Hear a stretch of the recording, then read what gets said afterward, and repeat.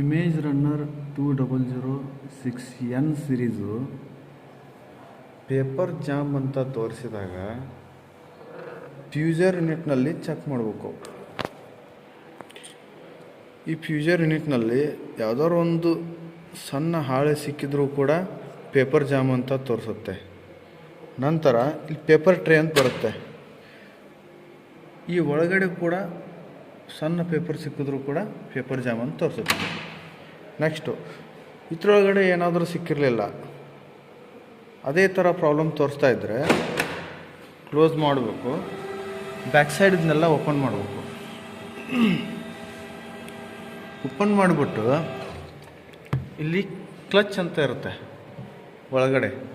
ಈ ಕ್ಲಚ್ದೊಳಗಡೆ ಸಣ್ಣದೊಂದು ಗೇರ್ ಕಾಣುತ್ತೆ, ಕಾಣಿಸ್ತಾ ಇದೆಯಾ? ಆ ಗೇರನ್ನು ನೀವು ಸ್ಕ್ರೂ ಡ್ರೈವ್ನಲ್ಲಿ ಪ್ರೆಸ್ ಮಾಡಿದರೆ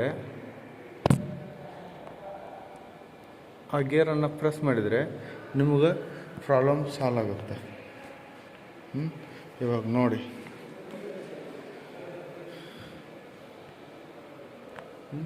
ಕಾಪಿ ಅಂತ ಬಂದಿದೆ. ನಾನು ಒಂದು ಸ್ವಲ್ಪ ಜೆರಾಕ್ಸ್ ಕೊಡ್ತೀನಿ.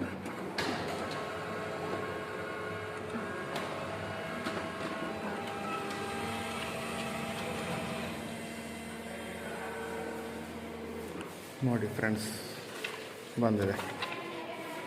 ಓಕೆನಾ?